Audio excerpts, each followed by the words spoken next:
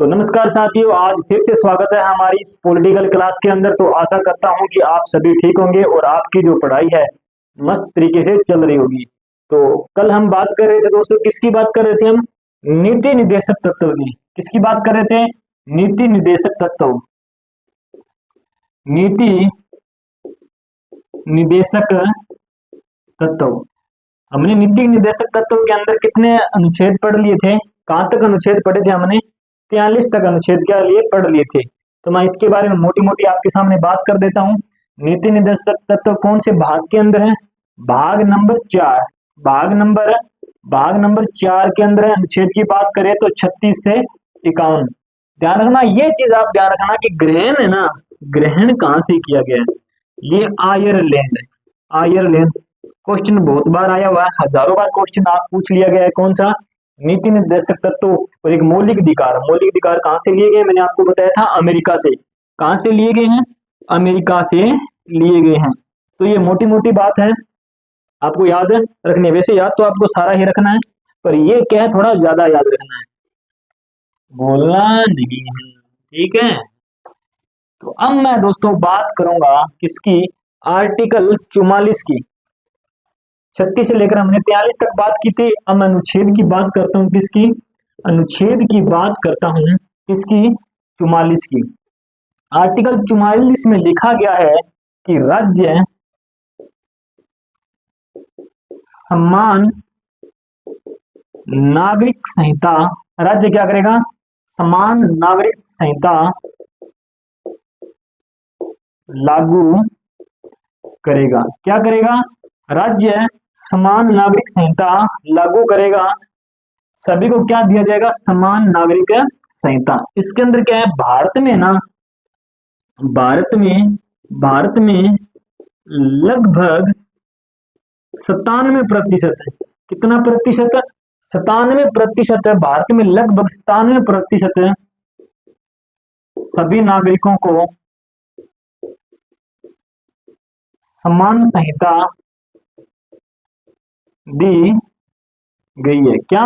सभी नागरिकों को समान संहिता दी गई है, लेकिन कुछ ऐसे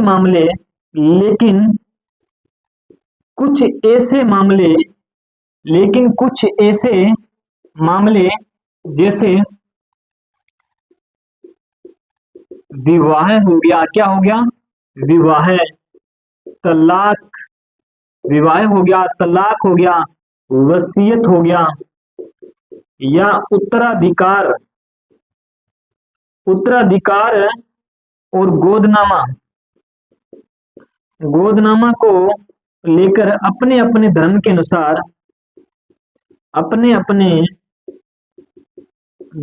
अनुसार सुनवाई होती है। तो आर्टिकल 44 में क्या लिखा है?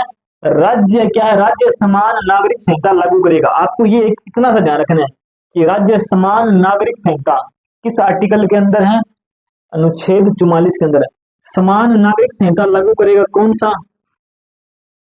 तो नीति निर्देशक तत्व या मौलिक अधिकार। तो नीति निर्देशक तत्व, इसके अंदर क्या? भारत में लगभग 97% तो क्या सभी नागरिकों को समान नागरिकता संहिता लागू की गई है, लेकिन कुछ ऐसे मामले जैसे विवाह हो गया, तलाक, वसीयत, उत्तराधिकार और गोदनामा को अपने अपने धर्म के अनुसार क्या है? अनुसार क्या इनकी सुनवाई होती है। तो आप एक बार इतना लिखो, आर्टिकल 44।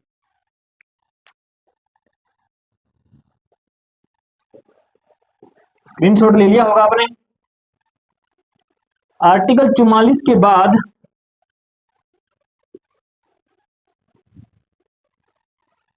आर्टिकल 44 के बाद अनुच्छेद आता है 45। कौन सा अनुच्छेद आता है? अनुच्छेद 45। और अनुच्छेद 45 में लिखा गया है कि मूल संविधान में, अनुच्छेद 45 है, इसके अंदर क्या परिवर्तन किया गया है? मूल संविधान के अंदर इसमें क्या लिखा हुआ था? मतलब जब संविधान लागू हुआ था उस टाइम पर इसमें क्या बात लिखी हुई थी? मूल संविधान में अनुच्छेद 45 के तहत 6 से 14 वर्ष, क्या 6 से 14 वर्ष तक बच्चों हेतु निःशुल्क शिक्षा का प्रावधान किया जाएगा। मूल संविधान में अनुच्छेद 45 के तहत 6 से 14 वर्ष तक के बच्चों को क्या है बच्चों हेतु निःशुल्क शिक्षा का क्या है प्रावधान किया जाएगा, मतलब जो शिक्षा उपलब्ध करवाई जाएगी। लेकिन क्या हुआ, 86वां संविधान संशोधन कब हुआ था? 2002 को। तो 86वां संविधान संशोधन 2002 को हुआ, जिसके तहत ये जो अनुच्छेद 21A जोड़ा गया और जो 6 से 14 वर्ष की निःशुल्क शिक्षा का प्रावधान मौलिक अधिकार में जोड़ दिया गया। मौलिक अधिकार में जोड़ दिया गया। और वर्तमान में इसमें क्या प्रावधान कर दिया गया? वर्तमान के अंदर इसमें 6 वर्ष से नीचे की आयु के बच्चे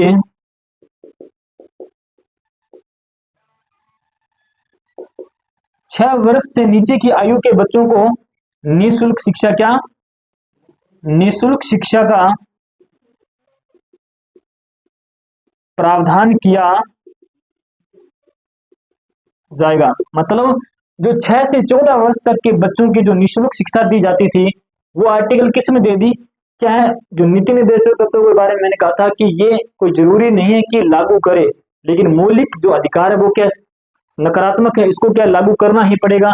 हम इसको क्या रिट जारी कर सकते हैं। तो 6 से 14 वर्ष तक के बच्चों को क्या शिक्षा अनिवार्य दी ही जानी चाहिए, इसलिए इसको कहां पर रख दिया गया? इसको हटाकर 6 से 14 वर्ष के बच्चों को जो शिक्षा थी वो इसमें डाल दी गई, मौलिक अधिकारों के अंदर डाल दी गई। और इसमें क्या प्रावधान किया गया? 6 वर्ष से नीचे, मतलब 6 से 14 वर्ष के बच्चों को तो निःशुल्क शिक्षा मौलिक अधिकारों में 86वां संशोधन 2002 के तहत। और इसमें प्रावधान कर दिया कि 6 वर्ष से नीचे की आयु के बच्चों को निःशुल्क शिक्षा का प्रावधान किया जाएगा। जैसे मतलब छोटे बच्चे होते हैं उनके लिए आंगनबाड़ी खोलना और जैसे प्रावधान होते हैं ना, वो नीति निर्देशक तत्व के तहत होते हैं। ठीक है, तो आर्टिकल कौन सा हो गया हमारा? अनुच्छेद 45। तो एक बार आप इसका स्क्रीनशॉट ले लो।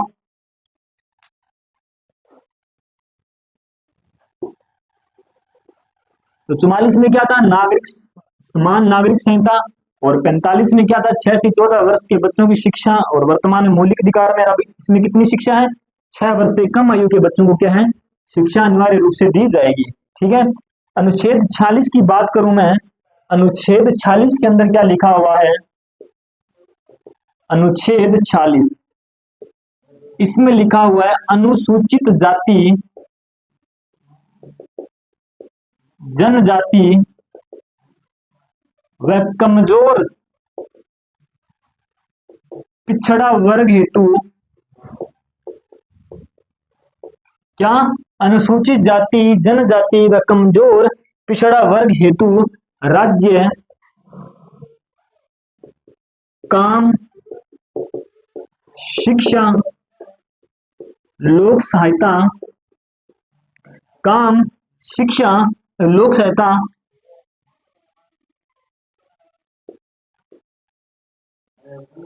उपलब्ध करवाएगा। अनुसूचित जाति जनजाति व कमजोर पिछड़ा वर्ग हेतु राज्य काम शिक्षा लोक सहायता क्या कराएगा? उपलब्ध करवाएगा। और अनुच्छेद 47 के अंदर लिखा हुआ है, अनुच्छेद 47 के अंदर क्या लिखा हुआ है? राज्य की क्या है? राज्य के प्राथमिक कर्तव्य है। राज्य के प्राथमिक कर्तव्य किसके अंदर है?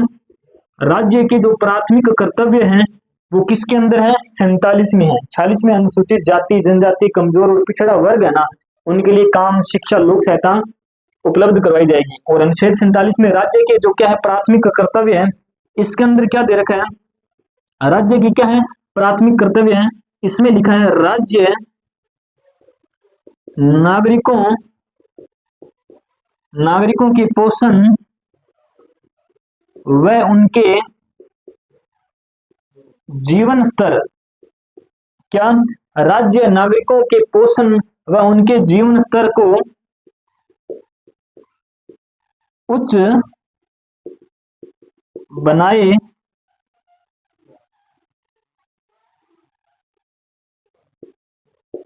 रखेगा। तो आर्टिकल 46 में क्या है, अनुसूचित जाति जनजाति और कमजोर पिछड़ा वर्ग हेतु राज्य काम शिक्षा लोक सहायता उपलब्ध करवाएगा। और अनुच्छेद 47 के अंदर क्या है, राज्य की क्या है, प्राथमिक कर्तव्य है, जिसके अंदर राज्य नागरिकों के पोषण व उनके जीवन स्तर को क्या बनाएगा, उच्च बनाएगा। क्या बनाएगा, उच्च बनाएगा। तो आप इसका एक बार स्क्रीनशॉट लो 46 और 47 नंबर आर्टिकल का।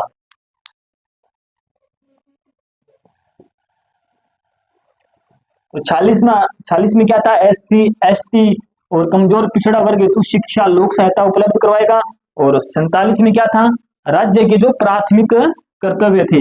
अब आर्टिकल 48 की मैं बात करता हूं, अनुच्छेद 48, किसकी बात कर रहा हूं मैं, अनुच्छेद 48।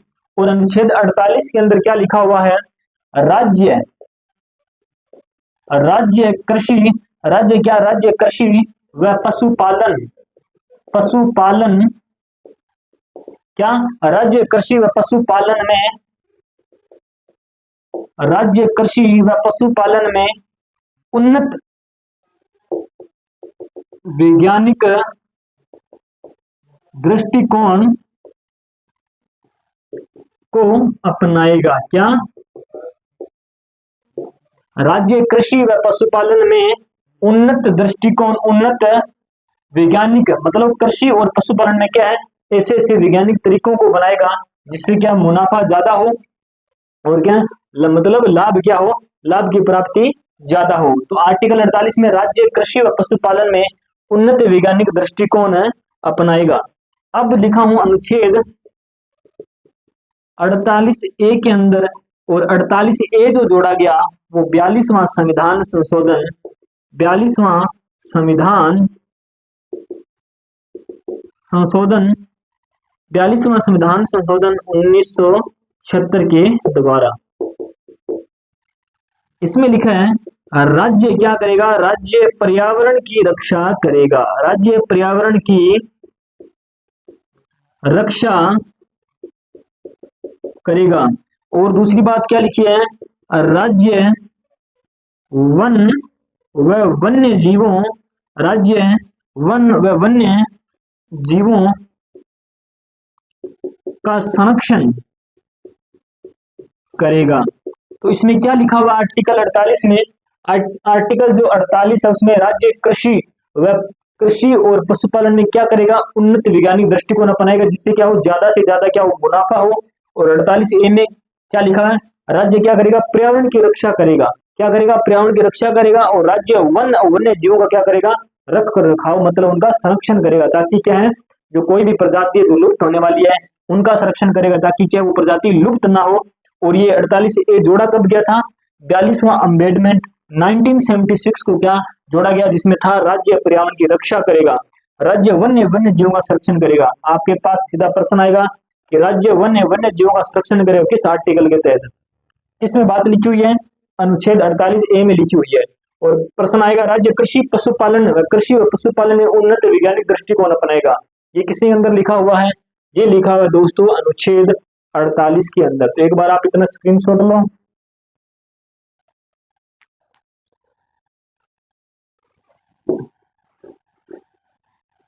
आर्टिकल हम 49 की बात करते हैं, किसकी बात करेंगे, आर्टिकल 49,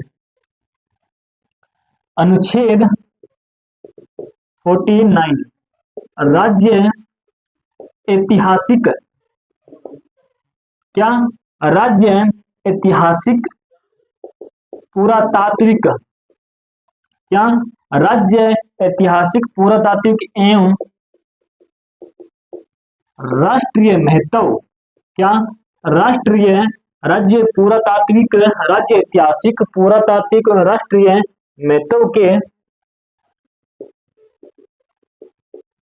स्मारकों का रख रखाव करेगा। मतलब जितनी भी प्राचीन इमारतें हैं जैसे दुर्ग हो गए और जैसे जो प्राचीन ऐसी जगह है जो फेमस है उनका क्या करेगा, रख रखाव करेगा। और अनुच्छेद 50 के अंदर क्या लिखा आता है, अनुच्छेद 50 के अंदर लिखा हुआ है क्या है, भारत ये भारत की विदेश नीति का क्या है, विदेश नीति का आधार है। क्या है ये, क्या है, विदेश नीति का आधार है। ये भारत, सॉरी इसमें नहीं आएगा, ये 51 के अंदर चला जाएगा। इसके अंदर है अनुच्छेद 50 50-50, अनुच्छेद 50 इसमें लिखा गया है क्या करेगा, कार्यपालिका व न्यायपालिका, न्यायपालिका क्या होगी, पृथक होगी। कार्यपालिका व न्यायपालिका का पृथक होना क्या है, कार्यपालिका और न्यायपालिका का क्या है, पृथक होना, और अलग अलग क्या है, पृथक होना। और ये पृथक पृथक रूप से कार्य करेगी। तो 49 के अंदर ऐतिहासिक, पुरातात्विक एवं राष्ट्रीय महत्व के स्मारकों का रख रखाव, और 50 में क्या दे रखा है, कार्यपालिका और न्यायपालिका का क्या है, पृथक होना, मतलब अलग अलग रूप से काम करेगी। और आर्टिकल 51 के अंदर दिया हुआ विदेश नीति,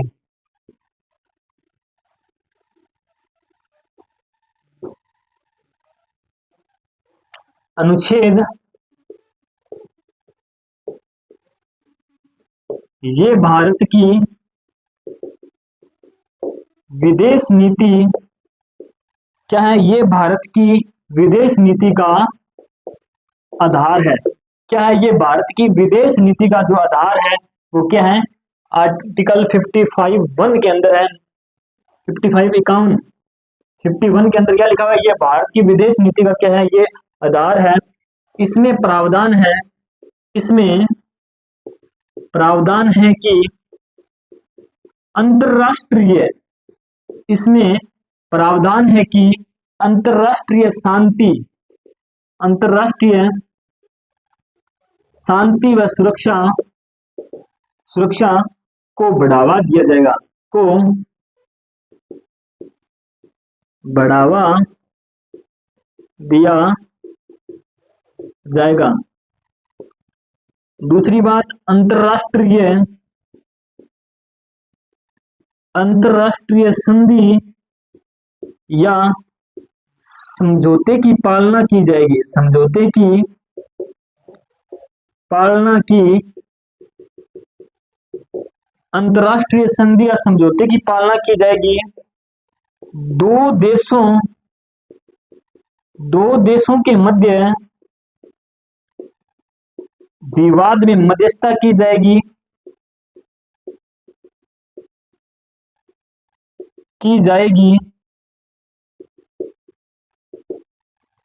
और सभी देशों के प्रति सम्मानजनक व्यवहार किया जाएगा। तो अनुच्छेद 51 के अंदर क्या है, ये भारत की विदेश नीति का अधिकार है, मतलब विदेश नीति जो निर्धारित होगी वो आर्टिकल 51 के अंदर है, जिसमें अंतरराष्ट्रीय शांति व सुरक्षा को क्या है, बढ़ावा दिया जाएगा। इसमें नंबर 1 बात पर लिखी हुई है कि अंतरराष्ट्रीय संधि या समझौता की पालना की जाएगी। जितने मतलब हमारा जो भारत देश दूसरे देशों के साथ संधि की जाती है तो उसकी क्या है, पालना की जाएगी। दो देशों के मध्य अगर विवाद है तो उसमें क्या है, मध्यस्थता की जाएगी, मतलब उनको जोड़ने का काम किया जाएगा, न कि उनके बीच में क्या शत्रुता बढ़ाने का काम किया जाएगा, बल्कि मित्रता के थ्रू अपना काम किया जाएगा। और सभी देशों के प्रति सम्मानजनक, कोई सा भी देश हो उसके प्रति के हम सम्मानजनक व्यवहार करेंगे, मतलब हमारी तरफ से कोई पहल नहीं होगी। ठीक है, तो आर्टिकल 51 ये आप एक बार आप इसका स्क्रीनशॉट लो। अब हम बात करेंगे महत्वपूर्ण तथ्यों की, मतलब नीति निर्देशक के बारे में क्या किसी कौन सा कथन कहा है, हम क्या करेंगे उसकी बात करेंगे। 4-5 कथन ही है, उसके बाद में क्या है आपका नीति निर्देशक तत्व टॉपिक क्या हो जाएगा, पूरा हो जाएगा। और फिर कल से हम स्टार्ट करेंगे कौन सा, मौलिक कर्तव्य है। कौन सा स्टार्ट करेंगे, जो भाग 4A के अंदर है और 51A छोटा सा है, 20-25 मिनट का होगा वही। तो महत्वपूर्ण तथ्य महत्वपूर्ण तथ्य। तो सबसे पहले जो नीति निर्देशक तत्व के बारे में जो कहने वाले व्यक्ति थे वो थे केटी शाह। क्या थे? केटी शाह। और केटी शाह ने क्या कहा था कि नीति निर्देशक तत्व क्या है? नीति निर्देशक तत्व, नीति निर्देशक तत्व उस बैंक के चेक के समान है। नीति निर्देशक तत्व उस बैंक के चेक के समान है जिनका भुगतान बैंक की इच्छा पर ही छोड़ दिया गया। जिनका भुगतान बैंक की इच्छा पर छोड़ दिया गया। मतलब मैंने जो नीति निर्देशक पढ़ाने लगा था आपको कहा था कि ये क्या सकारात्मक है। अगर राज्य लागू करे तो ठीक है, ना करे तो ठीक है। हम क्या कर सकते हैं? इसके बीच में कुछ नहीं कर सकते। लेकिन जो मौलिक अधिकार है ना वो तो नकारात्मक है।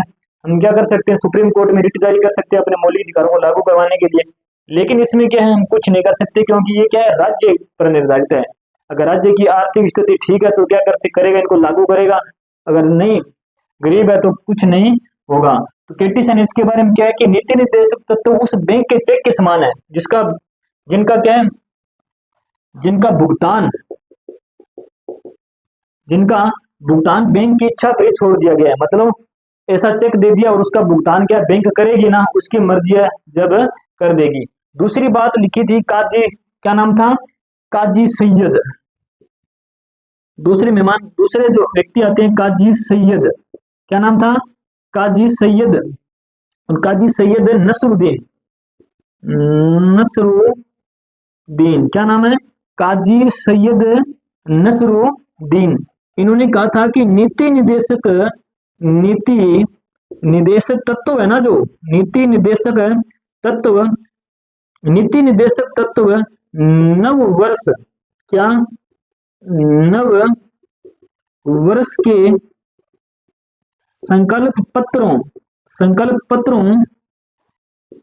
वर्ष के संकल्प पत्रों के समान है, जो जनवरी के साथ ही समाप्त हो जाते हैं। तो क्या है, काजी सैयद नसरुद्दीन ने क्या कहा था कि जो नीति निर्देशक तत्व है 9 वर्ष के संकल्प पत्रों के समान है, जो जनवरी के साथ ही समाप्त हो जाते हैं। जैसे आप नया साल लगता है 1 जनवरी को, तो आप सुबह 4 बजे जल्दी उठते होंगे, नहाते होंगे कि आज हम पढ़ेंगे, तो क्या पूरे साल वैसी पढ़ाई रहेगी। तो एक बार तो क्या जोश आता है, लेकिन वो क्या है बाद में धीरे धीरे डाउन हो जाता है। 5-6 जनवरी तक क्या हो जाता है, सारा स्पार्ट हो जाता है। तो नीति निर्देशक तत्व 9 वर्ष के संकल्प पत्रों के समान है, जो जनवरी के साथ साथ ही क्या हो जाते हैं, समाप्त हो जाते हैं। क्योंकि जनवरी जब स्टार्ट होती है तो हम ऐसे कर देंगे, अगली बार जब जैसे 2024 चल रहा है अब, तो किसी ने शपथ खाई होगी कि 2024 तक मैं बिजनेसमैन बन जाऊंगा, कोई कह रहा मैं कलेक्टर बन जाऊंगा। तो क्या है, जो शब्द खाते हैं और उनमें से क्या है 1% उसका पालन कौन करते हैं? 1%। बोल 1 जनवरी को आप निश्चित करोगे कि आज से मैं क्या पढ़ूंगा, 15-15 घंटे पढ़ूंगा, तो वो आप पढ़ोगे कितना दिन? सिर्फ 2 या 3 दिन। ठीक है, कोई कह रहा मैं 24 में से 18 घंटे पढ़ लूंगा। अरे 8 घंटे पढ़ना तो ही बहुत है लगातार। तो काजी सैयद नसरुद्दीन ने क्या कहा, नीति निर्देशक तत्व 9 वर्ष के संकल्प पत्रों के समान, जो जनवरी के साथ ही क्या हो जाते हैं, समाप्त हो जाते हैं। अब है ये एक मोस्ट केटी साई वाला मोस्ट है, और अब है डॉक्टर भीमराव अंबेडकर जी। डॉक्टर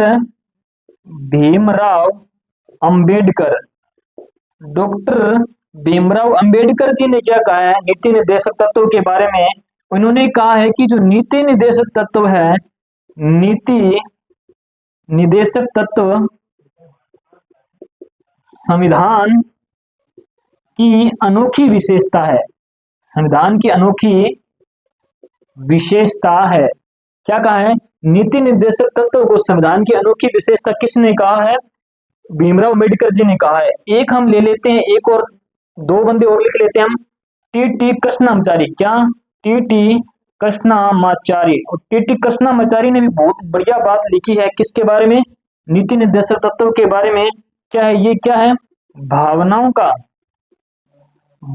का स्थायी कूड़ा घर है। क्या है? स्थायी कूड़ा घर है। जैसे हम चलते ही ना सपने में सोच लेते हैं हमारे पास गाड़ी होगी, वैसी होगी, ठीक है, तो हम मन में सोच लेते हैं कि हम कलेक्टर बन जाएंगे, हम अमीर बन जाएंगे, हमारे पास गाड़ी बंगला सब कुछ होगा। तो सोचने से कुछ नहीं होता। ये क्या भावनाओं का अस्थायी कूड़ागर है। वैसे क्या ये है, हम ये कर देंगे वे कर देंगे, लेकिन होता क्या कुछ नहीं है। तो क्या ये भावना ओनली फॉर ये भावना है। हम जो कहते बहुत कुछ है लेकिन करते क्या है, बहुत कम है। तो ये क्या भावनाओं का अस्थायी कूड़ागर है। तो एक बार आप इतना स्क्रीन शॉट लो, एक व्यक्ति का और लिखाता हूँ आपको।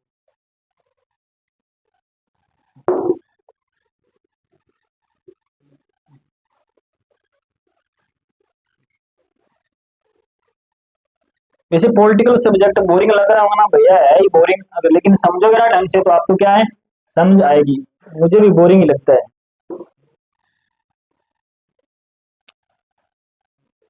हम लास्ट में बात करेंगे ग्रेनविल। ग्रेनविल क्या, ग्रेनविल ऑस्टिन। ग्रेनविल ऑस्टिन ने क्या, ऑस्टिन ने क्या कहा है नीति निर्देशक तत्वों के बारे में। ग्रेनविल ऑस्टिन ने कहा है कि भाग 4, कौन सा भाग, भाग 4 संविधान की, भाग 4 संविधान की आत्मा है। क्या है, मतलब नीति निर्देशक तत्वों को संविधान की आत्मा किसने कहा है, ग्रेनविल ऑस्टिन ने कहा है कि भाग 4 संविधान की आत्मा है। ये क्या है, ये सामाजिक, क्या है ये सामाजिक, सामाजिक क्रांति के वाहक हैं। तो आप इन 4-5 जो मैंने व्यक्तियों का जो कथन कहा है नीति निर्देशक तत्वों के बारे में, इन्होंने क्या कुछ कहा है वह मोटा मोटा याद रख लेना। जैसे ग्रेनविल ऑस्टिन ने क्या कहा है, भीमराव अम्बेडकर जी ने क्या कहा है, ठीक है। तो हमने क्या पढ़ा, नीति निर्देशक तत्व हमने क्या पूरा पढ़ लिया। तो हमारा कौन सा चैप्टर कंप्लीट हो गया है, नीति निर्देशक तत्व। और कल हम पढ़ेंगे कौन सा, मौलिक कर्तव्य। क्या पढ़ेंगे, मौलिक कर्तव्य। और मौलिक कर्तव्य कौन से में, ये भी कौन से में है, भाग 4 के अंदर है, लेकिन 4A के अंदर है, ठीक है। इसको बाद में ऐड किया गया मूल संविधान में, ये नहीं थे मौलिक अधिकार। और अनुच्छेद की बात करूं तो इसमें अनुच्छेद 1 ही पढ़ेंगे हम, 51A। और वर्तमान में आपको पता होगा कि मौलिक कर्तव्य कितने, 11 मौलिक कर्तव्य हैं। लेकिन जोड़े गए थे, वो कितने मौलिक कर्तव्य जोड़े गए थे, शुरू के अंदर 10 मौलिक कर्तव्य जोड़े गए थे। उसके बाद हम, हमारा ये चैप्टर पूरा हो जाएगा ना, उसके बाद हम पढ़ेंगे राजनीति में। राजनीति असली का मजा यहाँ पर आएगा, राष्ट्रपति। क्या पढ़ेंगे, राष्ट्रपति। उसके बाद में प्रधानमंत्री। कल तो परसों से हम क्या करेंगे, राष्ट्रपति स्टार्ट करेंगे। कल हमारा क्या मौलिक कर्तव्य पूरा हो जाएगा। तो आशा करता हूँ कि आपकी पढ़ाई क्या है बढ़िया तरीके से चल रही होगी। और अब तो फिलहाल वैकेंसियां भी बहुत है, 1 साल के अंदर बहुत पेपर होने हैं, तो फुल पढ़ा करो। तो अगर वीडियो को अच्छा लगा हो तो वीडियो को क्या लाइक और हमारे चैनल को सब्सक्राइब कर लेना, ताकि क्या है मोटिवेशन हमें थोड़ा बहुत मिलता रहे। तो जय हिंद, जय भारत, राधे राधे।